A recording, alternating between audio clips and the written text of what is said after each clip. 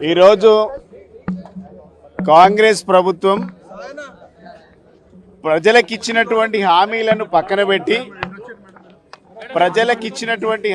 పక్కన పెట్టి ప్రజల సమస్యలను పక్కన పెట్టి డైవర్ట్ పాలిటిక్స్ చేస్తూ ఉన్నది.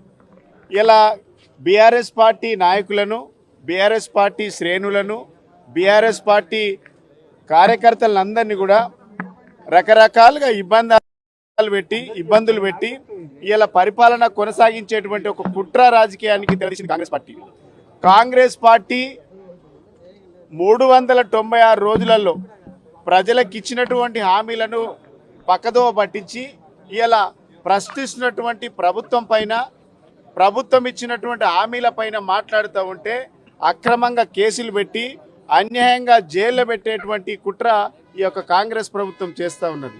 ఇలా కాంగ్రెస్ ప్రభుత్వం 396 రోజులలో ఎక్కడ చూసినా అణిచివేత, నిర్బంధాలు, ముళ్ళ కంచెలు, అక్రమ అరెస్టులు, అన్యాయంగా బెదిరింపులతో ఈ ప్రభుత్వం నడిపిస్తూ ఉన్నది. ఇలా మేము ప్రభుత్వాన్ని ఒకటే డిమాండ్ చేస్తూ ఉన్నాం. ఇలా నిజంగా మీకు చిత్తశుద్ధి ఉంటే 6 గ్యారంటీల మీద ఎందుకు మాట్లాడట్లేదు?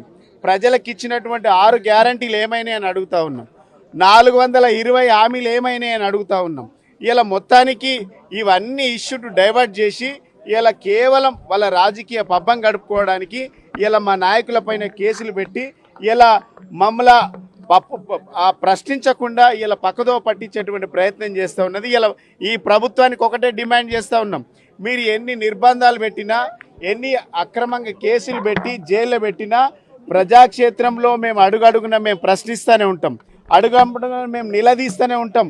ఇలా అన్యాయంగా ఇలా రాజకీయ కక్షతోని ఇలా కేటీఆర్ గారిని అరెస్ట్ చేసేటువంటి కుట్రలో భాగమే ఇదంతా కూడా.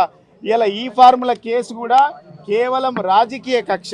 ఇలా రాహుల్ గాంధీ పొద్దుగాల లేస్తే ఇలా రాజ్యాంగం చేతిలో పట్టుకొని తిరిగేటువంటి రాహుల్ గాంధీ మేము అడుగుతా ఉన్నాం. ఇలా 6 గ్యారంటీలు సోనియమ్మ ఇస్తే 7వ గ్యారంటీ కింద నేను ప్రజాస్వామ్యం ఇస్తా, ప్రజాపాలన చెప్పినటువంటి రేవంత్ రెడ్డి ఇలా కేవలం ఇలా ఇష్యూ డైవర్ట్ కోసమే ఇలా కుట్ర రాజకీయానికి తెరదీసిండ్రు. ఇది ప్రజాస్వామ్యాన్ని కూని చేసే విధంగా ఈ ప్రభుత్వం తెరలేపింది. డెఫినెట్గా ప్రజాక్షేత్రంలో తేల్చుకుంటామని కూడా సందర్భంగా తెలియజేస్తూ, మీరు ఎన్ని కేసులు పెట్టినా భయపడే ప్రసక్తి లేదని కూడా ఈ సందర్భంగా తెలియజేస్తాం.